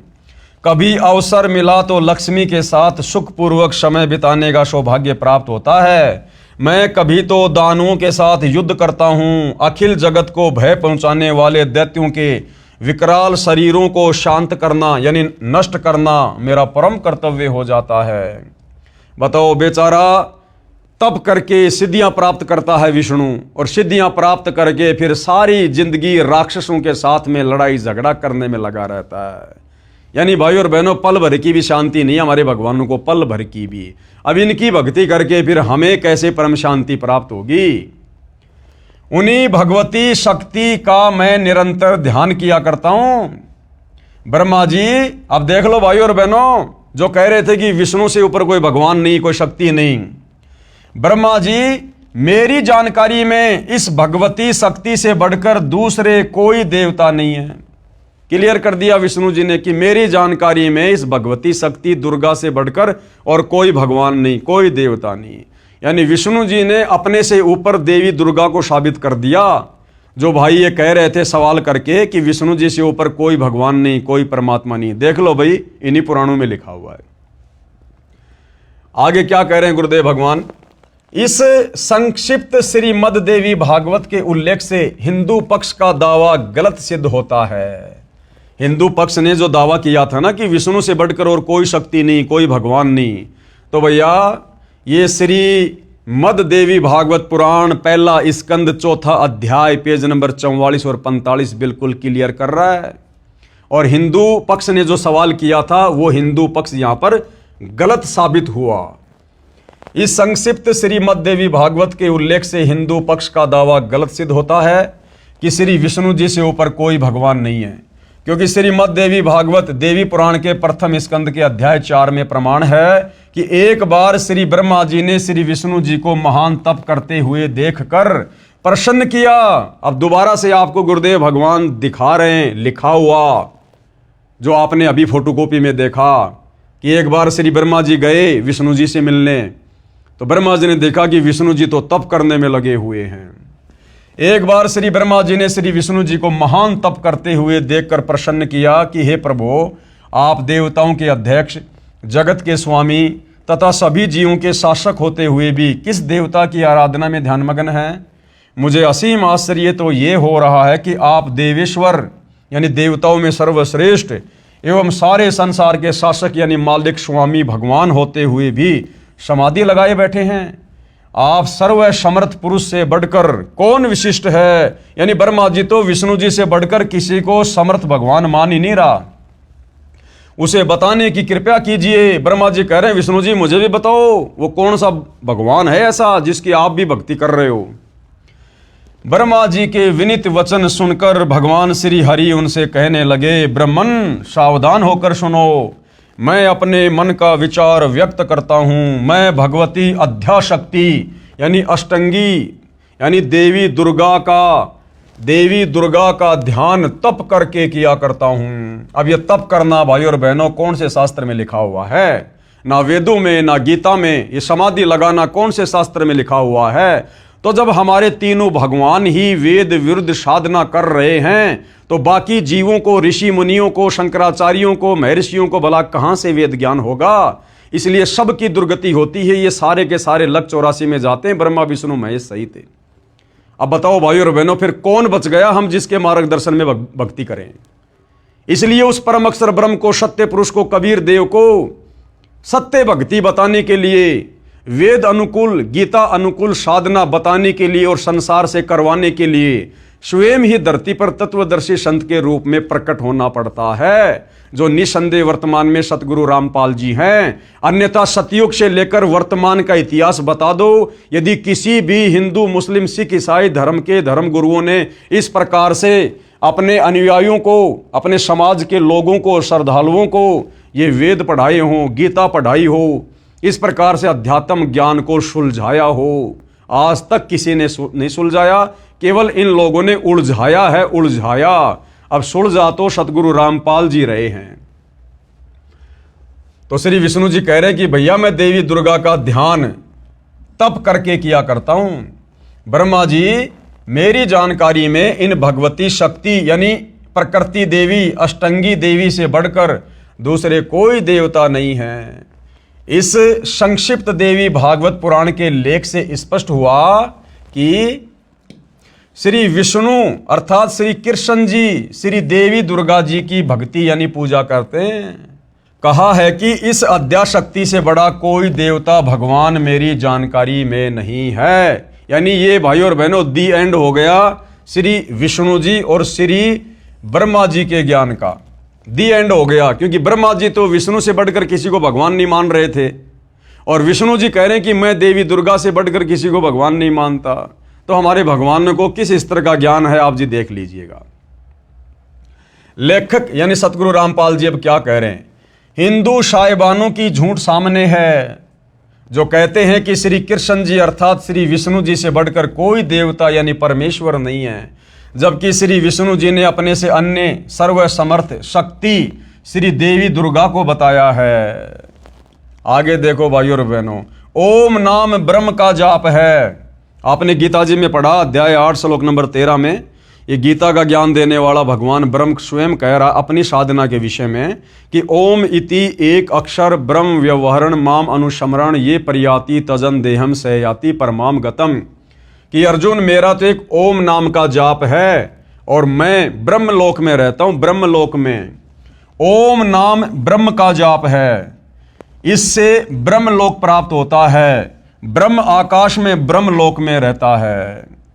ये जानकारी कहाँ है देखिएगा, संक्षिप्त श्रीमद् देवी भागवत पुराण गीता प्रेस गोरखपुर से प्रकाशित व मुद्रित है, जिसके संपादक हैं हनुमान प्रसाद पोदार व चिमन लाल गोस्वामी। इसके 7वें स्कंद के अध्याय 36 में श्री देवी ने राजा हिमालय से कहा कि हे पर्वतराज, उस ब्रह्म का क्या स्वरूप है यह बतलाया जाता है। यानी अब देवी दुर्गा अपने से अन्य उस ब्रह्म की भक्ति करने के लिए कह रही है कि मेरी भक्ति साधना भी छोड़ दो, कुछ नहीं मिलेगा, उस ब्रह्म की भक्ति करो। उस ब्रह्म का क्या स्वरूप है यह बतलाया जाता है। श्री देवी जी ने पहले तो कहा कि मेरी भक्ति करो तो ऐसे करो जैसे अध्याय 35 में बताया है, परंतु मेरी व अन्य सबकी भक्ति छोड़कर उस एकमात्र परमात्मा को ही जानो। किसको? ब्रह्म को। दूसरी सब बातों को छोड़ दो। यही अमृत स्वरूप परमात्मा के पास पहुंचाने वाला पुल है। संसार समुद्र से पार होकर अमृत स्वरूप परमात्मा को प्राप्त करने का यही सुलभ साधन है। इस आत्मा का ओम के जप के साथ ध्यान करो। यानी ओम नाम किसका? उस ब्रह्म का। ब्रह्म कहाँ रहता है? ब्रह्मलोक में। और गीता जी अध्याय 8 श्लोक नंबर 16 में वो ब्रह्म खुद कह रहा है कि भैया ब्रह्मलोक पर्यंत सर्वलोक पुनरावृत्ति में है। यानी ब्रह्मलोक में गया हुआ साधक भी वापस जन्म मरण में है, मुक्ति नहीं है। इस आत्मा का ओम के जप के साथ ध्यान करो। तो देवी दुर्गा अपने से ऊपर ओम नाम की साधना करने को कह रही है, जो कि ब्रह्म साधना है। इससे अज्ञानमय अंधकार से सर्वदा परे और संसार समुद्र से उस पार जो ब्रह्म है उसको पा जाओगे, तुम्हारा कल्याण हो।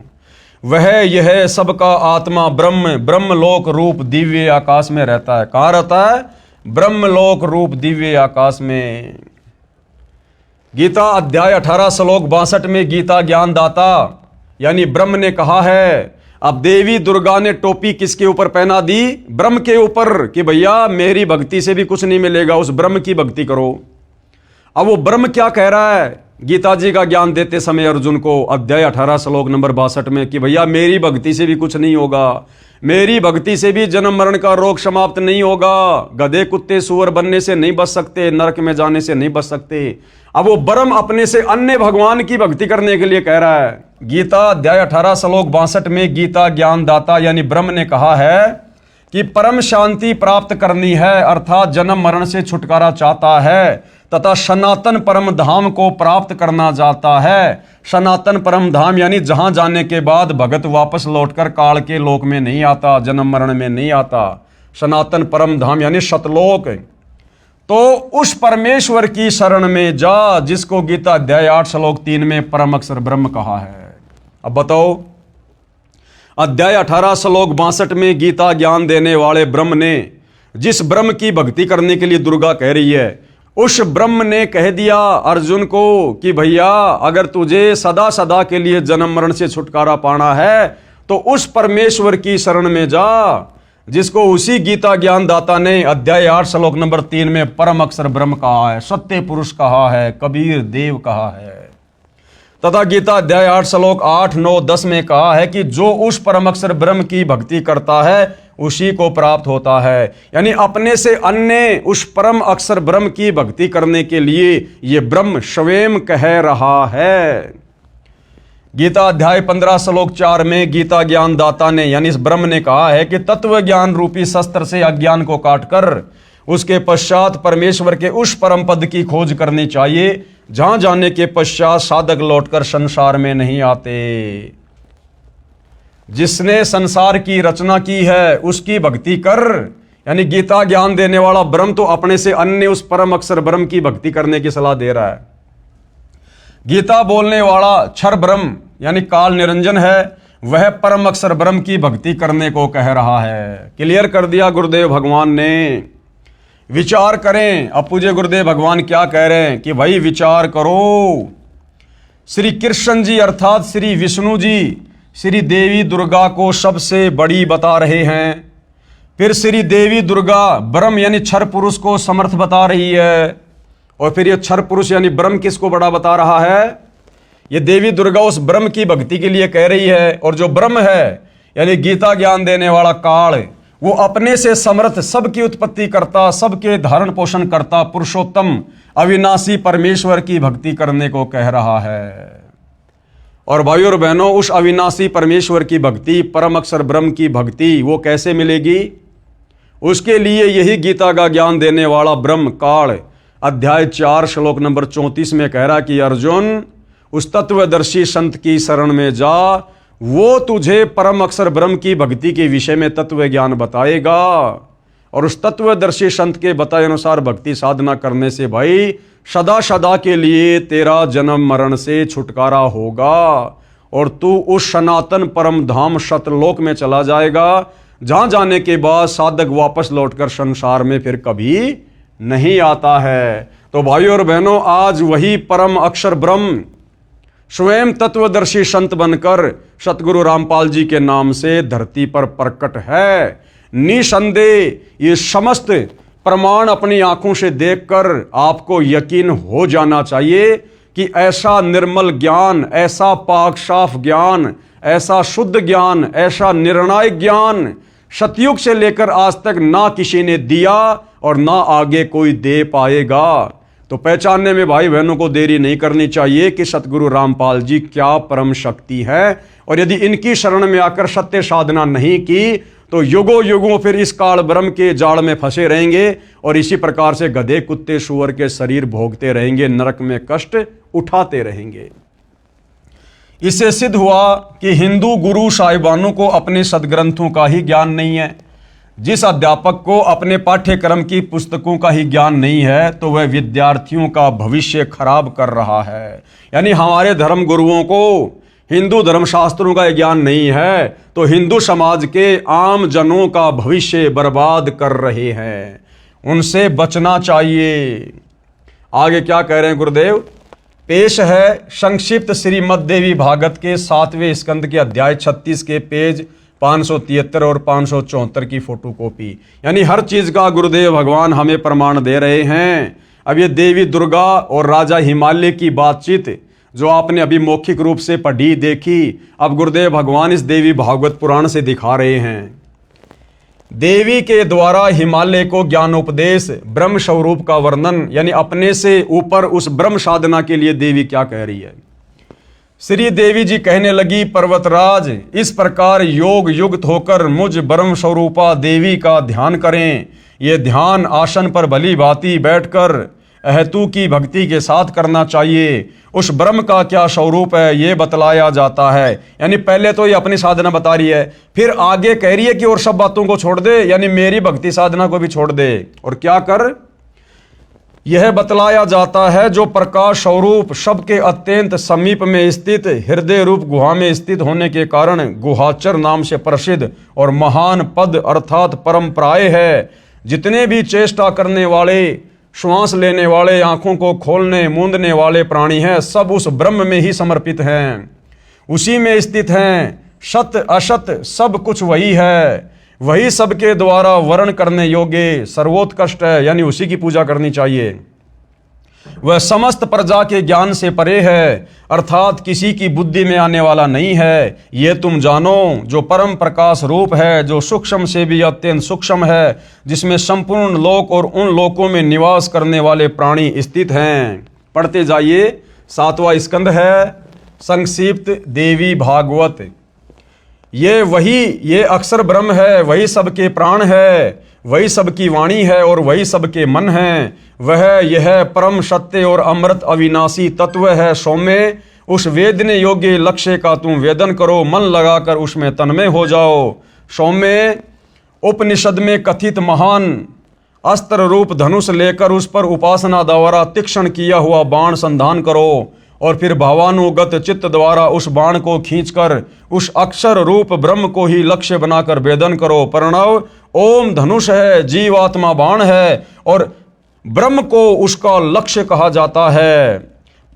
परमाद रहित अत्यंत तत्परता से साधन संलग्न होकर उसका वेदन करना चाहिए और बाण के समान उसमें तन्मय हो जाना चाहिए।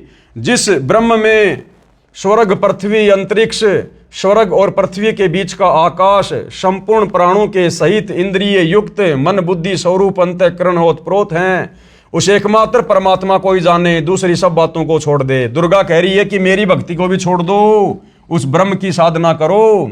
क्या कह रही है दुर्गा? उस एकमात्र परमात्मा को ही जाने, दूसरी सब बातों को छोड़ दे। यही अमृत रूप परमात्मा के पास पहुंचाने वाला पुल है। संसार समुद्र से पार होकर अमृत स्वरूप परमात्मा को प्राप्त करने का यही सुलभ साधन है। इस आत्मा का ओम के जप के साथ ध्यान करो। ओम नाम किसका? इस ब्रह्म का, काल का। इससे अज्ञानमय अंधकार से सर्वदा परे और संसार समुद्र से उस पार जो ब्रह्म है उसको पा जाओगे, तुम्हारा कल्याण हो। यानी देवी दुर्गा को भी वेद ज्ञान नहीं, गीता वाला ज्ञान नहीं। अगर होता तो ये कभी भी ब्रह्म साधना करने की सलाह नहीं देती, क्योंकि ब्रह्म तो गीता जी में खुद अपनी साधना को अध्याय 7 श्लोक नंबर 18 में अनुत्तम यानी घटिया बता रहा है और अपने से अन्य किसी और भगवान की शरण में जाने को कह रहा है। तो भाइयों और बहनों, भक्ति और भगवान के नाम पर, अध्यात्म के नाम पर, सत भक्ति के नाम पर सब लोग डामाडोल हैं, सब डामाडोल हैं। श्रीमद् देवी भागवत श्री देवी पुराण के 7वें स्कंद के अध्याय 36 पेज 573-74 के इस उल्लेख से स्पष्ट है कि श्री देवी जी ने अपनी व अन्य सबकी साधना त्याग कर ब्रह्म की साधना करने को कहा है। किसकी साधना करने को कहा है? ब्रह्म की साधना। अब हिंदू गुरुजन कहते हैं कि श्रीमद् भगवत गीता का ज्ञान श्री कृष्ण जी अर्थात श्री विष्णु जी ने अर्जुन को बताया। यह भी इनकी झूठ है।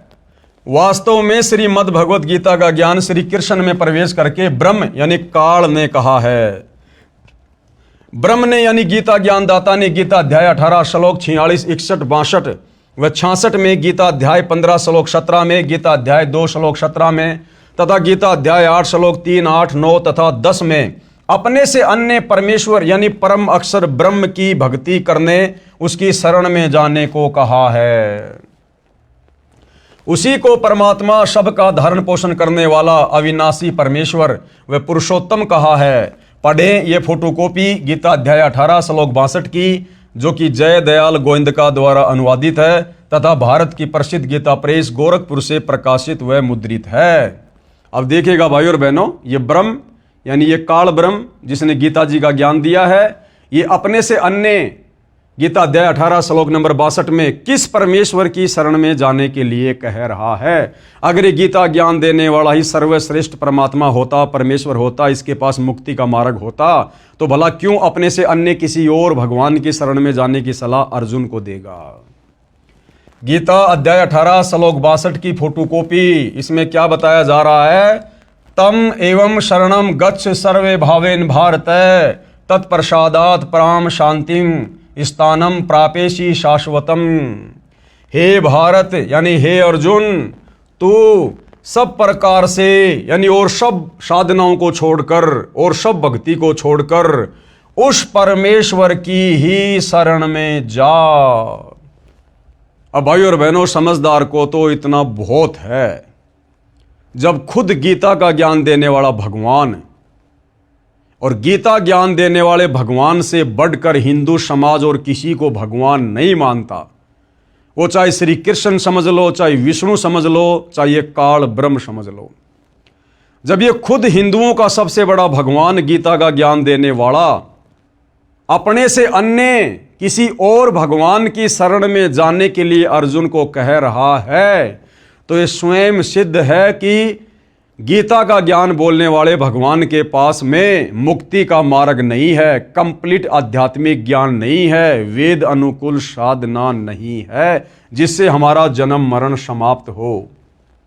हे भारत यानी हे अर्जुन, तो सब प्रकार से उस परमेश्वर की ही शरण में जा।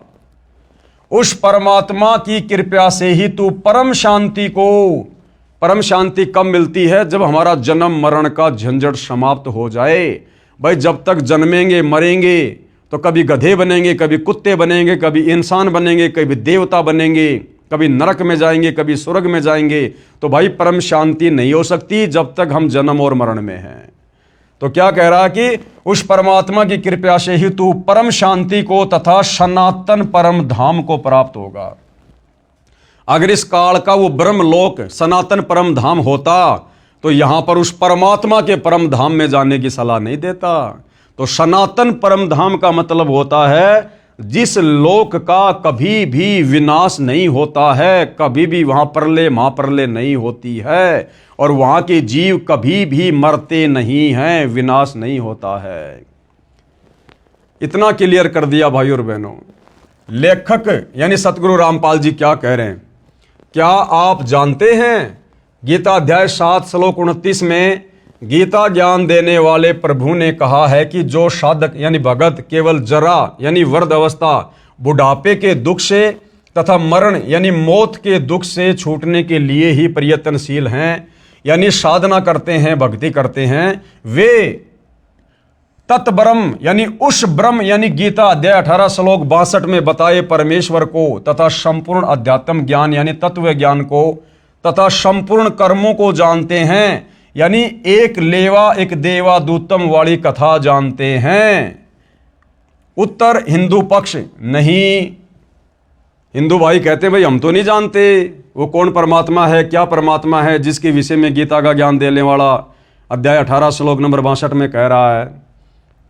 प्रश्न 19 हिंदू पक्ष की तरफ से, क्या आप जानते कि तत्ब्रह्म कौन है? प्रमाण गीता व पुराणों से बताओ। अब हिंदू पक्ष कह रहा है संत रामपाल जी से कि आप जानते हैं क्या वो तत्ब्रह्म कौन है और कहां बोली है ये बातें? गीता ज्ञान देने वाला भगवान कहां कह रहा है? तो गुरुदेव भगवान अब आपको गीता जी से ही प्रमाण दिखा रहे हैं। उत्तर लेखक यानी सतगुरु रामपाल जी ने कहा, हाँ सुनो मैं जानता हूं। गीता अध्याय 8 श्लोक 1 में अर्जुन ने गीता ज्ञान देने वाले इस काल ब्रह्म से प्रश्न किया, किम तत्ब्रह्म, कि वह तत्ब्रह्म क्या है, यानी तेरे से अन्य वो परमात्मा कौन है, क्या है, जिसके विषय में आपने यानी गीता ज्ञान देने वाले ने गीता अध्याय 7 श्लोक 29 में कहा है। इसका उत्तर गीता ज्ञान बताने वाले प्रभु यानी काल ब्रह्म ने आपके अनुसार श्री कृष्ण जी ने गीता अध्याय 8 श्लोक नंबर 3 में जवाब दिया है और कहा है वह परम अक्षर ब्रह्म है। साफ साफ बताया है कि वो तत्ब्रह्म क्या है, परम अक्षर ब्रह्म है, वो सत्य पुरुष है, वो कबीर देव है जो सनातन परम धाम सतलोक में रहता है।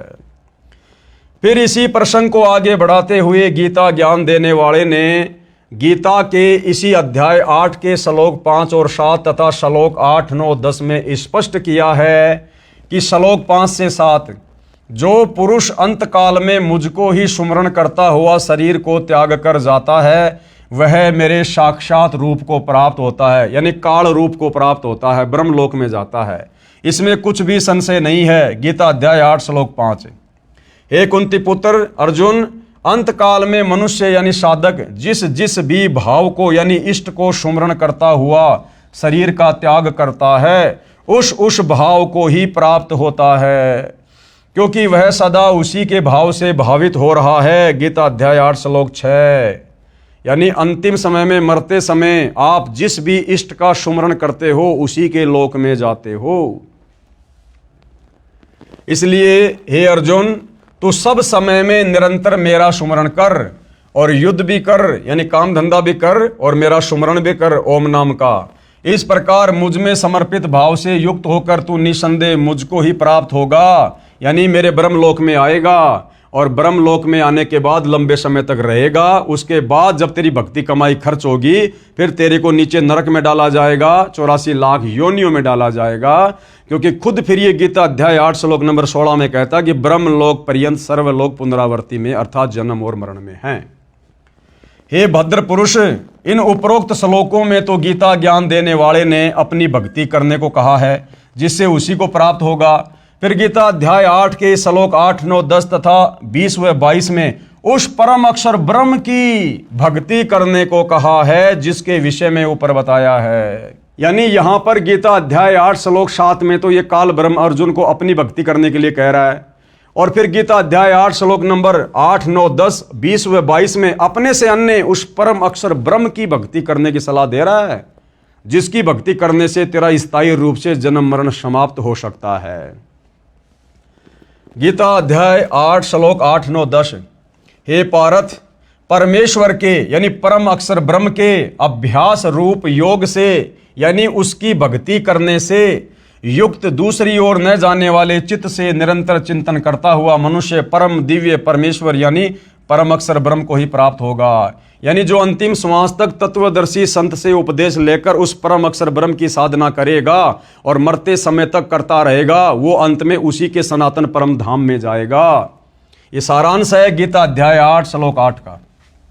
श्रीमान जी, अब सतगुरु रामपाल जी क्या कह रहे हैं हिंदू पक्ष से कि श्रीमान जी ध्यान देना, इस श्लोक 9 में गीता बोलने वाले प्रभु यानी आपके अनुसार श्री कृष्ण जी ने यह भी स्पष्ट कर दिया कि वही सर्वस्य धातारम यानी वो परम अक्षर ब्रह्म ही सबका धारण पोषण करने वाला है।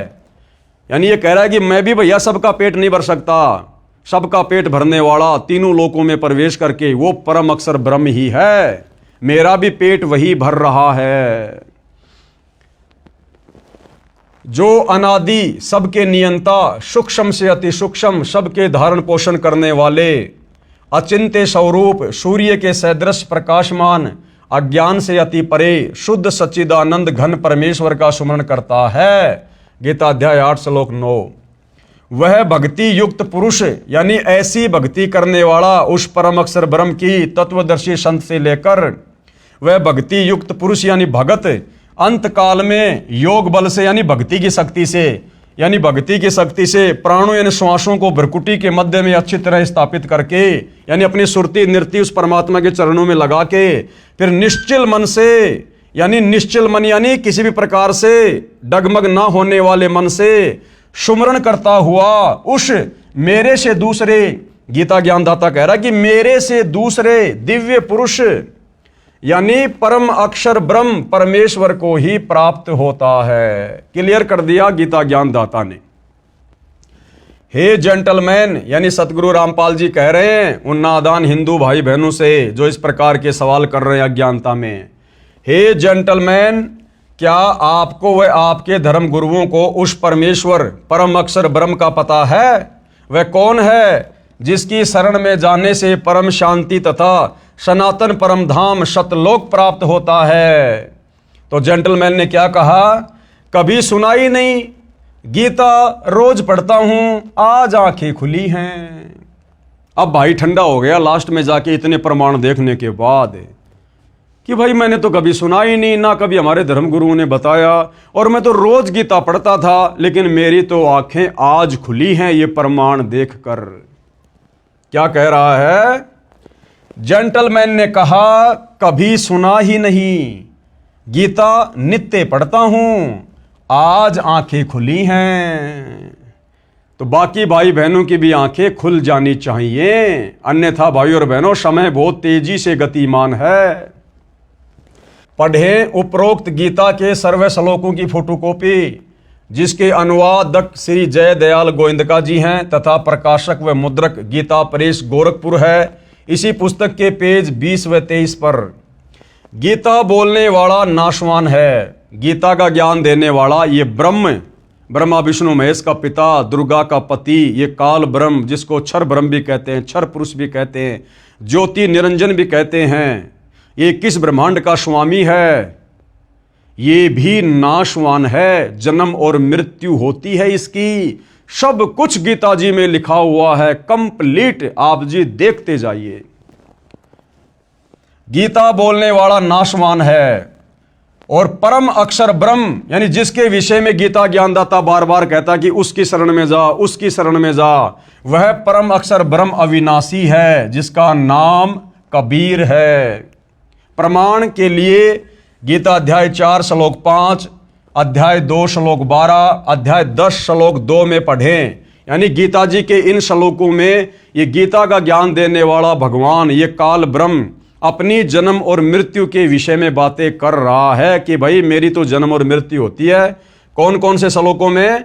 अध्याय 4 श्लोक 5, अध्याय 2 श्लोक 12 और अध्याय 10 श्लोक 2 में, जिनमें गीता ज्ञानदाता ने अपना जन्म मृत्यु होना स्वीकारा है, तथा गीता अध्याय 2 श्लोक 17 में तथा अध्याय 15 के श्लोक 17 में अपने से अन्य यानी परम अक्षर ब्रह्म यानी सर्वश्रेष्ठ परमात्मा यानी परमेश्वर को अविनाशी बताया है।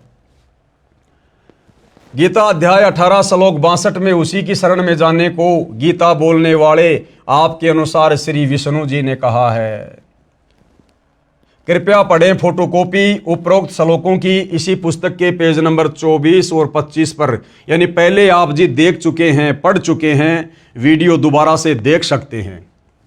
भ्रम निवारण गीता अध्याय 15 श्लोक 18 में गीता ज्ञानदाता ने बताया है कि मैं लोकवेद यानी दंत कथा के आधार से पुरुषोत्तम प्रसिद्ध हूं, क्योंकि मैं अपने अंतर्गत सब प्राणियों से उत्तम हूं।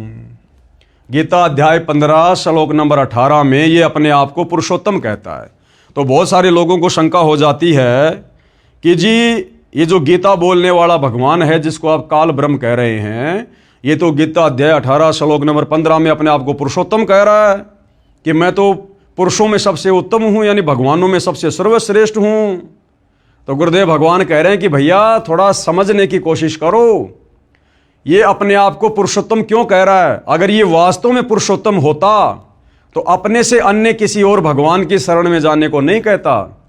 यदि ये स्वयं ही पुरुषोत्तम होता तो ये स्वयं गीता अध्याय 15 श्लोक नंबर 17 में ये नहीं कहता कि उत्तम पुरुष है तू अन्य परमात्मा इति उदाहरते, यानी उत्तम पुरुष, उत्तम भगवान, सर्वश्रेष्ठ भगवान तो कोई और ही है जिसको परमात्मा कह सकते हैं। तो गीता अध्याय 15 श्लोक नंबर 18 में जो ये अपने विषय में पुरुषोत्तम कह रहा है, क्यों कह रहा है? ये कह रहा है कि मैं तो लोक वेद के आधार से पुरुषोत्तम बना हुआ हूं। यानी इन साधु संत महर्षियों को, ऋषियों को, इनको वेद ज्ञान नहीं था, गीता ज्ञान नहीं था, जिस कारण से मेरे से ऊपर उस अविनाशी परमात्मा की जानकारी ये प्राप्त नहीं कर पाए, और इन्होंने केवल मेरे को ही परमात्मा घोषित कर दिया, पुरुषों में उत्तम पुरुषोत्तम घोषित कर दिया कि भैया इस ब्रह्म से बढ़कर दूसरा कोई भगवान नहीं, कोई परमात्मा नहीं। जबकि ये ब्रह्म तो खुद गीता में बार बार अध्याय 18 श्लोक 66 में कह रहा कि तू उस परमेश्वर की शरण में जा। तो इन ऋषि मुनियों ने वेदों को अच्छे से पढ़ा नहीं, पढ़ा तो समझा नहीं, क्योंकि समझ में आएंगे तत्वदर्शी संत की शरण में आने से, और तत्वदर्शी संत इनको मिला नहीं, मिला तो इन्होंने स्वीकार नहीं किया मान बढ़ाई में आके, जिस कारण से ये लोग गीता के ज्ञान को समझ नहीं पाए, और इस ब्रह्म से ऊपर इन्होंने और किसी को भगवान नहीं माना, जिस कारण से ये लोग ब्रह्म को लोक वेद के माध्यम से, सुनी सुनाई बातों के माध्यम से पुरुषोत्तम कह रहे हैं। भ्रम निवारण गीता अध्याय 15 श्लोक 18 में गीता ज्ञानदाता ने बताया है कि मैं लोक वेद यानी दंत कथा के आधार से पुरुषोत्तम प्रसिद्ध हूं, क्योंकि मैं अपने अंतर्गत सब प्राणियों से उत्तम हूं, क्योंकि ये 21 ब्रह्मांड का राजा है, और ये बाकी जितने भी प्राणी हैं, देवी दुर्गा, ब्रह्मा विष्णु महेश, 33 करोड़ देवी देवता, 88,000 ऋषि, 9 नाथ 84 सिद्ध, बाकी यहाँ के छोटे मोटे गुरुजन, आचार्य, शंकराचार्य, ये सब इस काल के अंतर्गत हैं 21 ब्रह्मांड में। इसलिए लोक वेद के आधार से, दंत कथा के आधार से, गीता और वेदों का संपूर्ण ज्ञान ना होने की वजह से हमारे धर्मगुरुओं ने इस ब्रह्म से ऊपर किसी को जाना नहीं, पहचाना नहीं, गीता को समझ नहीं पाए। इस कारण से हमारे ऋषि मुनियों ने, धर्मगुरुओं ने इस ब्रह्म को ही पुरुषोत्तम घोषित कर दिया। तो ये गीता ज्ञानदाता कह रहा है कि भैया मैं पुरुषोत्तम नहीं हूं। मैंने तो गीता अध्याय 15 श्लोक नंबर 17 में बता दिया कि उत्तम पुरुष है तू अन्य परमात्मा इति उदाहरते, ये लोक तरम अवश्य विभर्ति अवय ईश्वर है, कि भाई उत्तम परमेश्वर, उत्तम परमात्मा, उत्तम पुरुष, सर्वश्रेष्ठ भगवान तो मेरे से अन्य है, जो परम अक्षर ब्रह्म है, जो सनातन परम धाम में रहता है। विचार करो, गीता ज्ञानदाता ने गीता अध्याय 8 श्लोक 3 में परम अक्षर ब्रह्म अपने से अन्य बताया है, श्लोक 5 और 7 में अपनी भक्ति करने को कहा है, तथा गीता अध्याय 8 के श्लोक 8, 9, 10, 20 व 22 में अपने से अन्य परम अक्षर ब्रह्म, उस पुरुषोत्तम की यानी परम अक्षर पुरुष, सच्चिदानंद घन ब्रह्म यानी दिव्य परम पुरुष परमेश्वर की भक्ति करने को कहा है। फिर भला ये अपने आप को पुरुषोत्तम कैसे कहेगा? पुरुषोत्तम तो इसको हमारे ज्ञानहीन धर्म गुरुओं ने मान रखा है। गीता अध्याय 8 श्लोक 9 में भी उसी को सबका धारण पोषण करने वाला बताया है। इसी प्रकार गीता अध्याय 15 श्लोक 17 में अपने से अन्य परम अक्षर पुरुष को पुरुषोत्तम कहा है। उसी को सबका धारण पोषण करने वाला अविनाशी कहा है। फिर गीता अध्याय 15 श्लोक 18 में अपनी स्थिति बताई है कि मैं तो लोक वेद यानी सुनी सुनाई बातों दंत कथाओं के आधार से पुरुषोत्तम प्रसिद्ध हूं। वास्तव में पुरुषोत्तम तो ऊपर गीता अध्याय 15 श्लोक 17 में बता दिया कि वो परम अक्षर ब्रह्म है, जो तीनों लोकों में प्रवेश करके सबका धारण पोषण करता है, जो सतलोक में रहता है। कबीर देव कुछ एक व्यक्ति श्लोक 18 को पढ़कर कहते हैं कि देखो, गीता ज्ञान देने वाला अपने को पुरुषोत्तम कह रहा है, इससे अन्य कोई पुरुषोत्तम नहीं है। उसकी मूर्ख सोच का उत्तर ऊपर स्पष्ट कर दिया है। तो गुरुदेव कहते हैं जो लोग इस प्रकार से गीता के ज्ञान को अच्छे से ना समझकर इस काल ब्रह्म को ही पुरुषोत्तम मान के बैठे हैं, गुरुदेव कह रहे हैं कि ऊपर के श्लोकों में उनकी सारी शंकाओं का समाधान कर दिया है कि ये काल ब्रह्म तो हमारे ज्ञानहीन धर्म गुरुओं की नादानी के कारण सुनी सुनाई बातें और लोकवेद दंत कथाओं के आधार से पुरुषोत्तम बना हुआ है, जबकि ये पुरुषोत्तम नहीं है।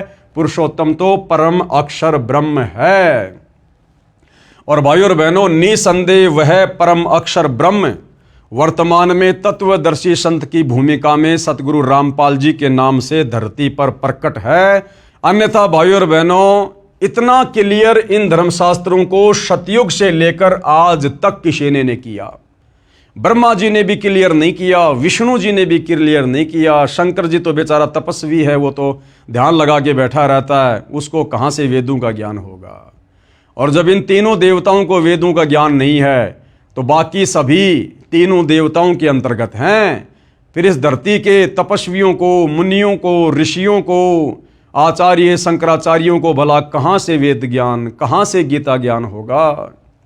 तो भाइयों और बहनों, इस तत्वदर्शी संत की यानी सतगुरु रामपाल जी के द्वारा बताई गई साधना के अभाव में सतयुग से लेकर वर्तमान समय तक हमारे ये बड़े बड़े ऋषि मुनि महात्मा संत ये 184 योनियों में गोते खा रहे हैं। ये अपनी झूठी महिमा करके, वेद विरुद्ध साधना करके, तपस्या करके, समाधि लगा के, किसी को लाभ देके, किसी को श्राप देके दुनिया में झूठी महिमा बना के बैठे हुए थे। अब सतगुरु रामपाल जी ने आकर एडी से लेकर चोटी तक यानी एक छोटे से धर्मगुरु से लेकर और 21 ब्रह्मांड के स्वामी ज्योति निरंजन काल ब्रह्म तक की पोल पट्टी प्रमाणों के साथ हमारे ही पवित्र सदग्रंथों को दिखा दिखाकर खोल दी है। अब भी अगर कोई हिंदू धर्म से जुड़ा हुआ भाई बहन नहीं समझेगा तो भाई फिर धिक्कार है उसके जीवन को।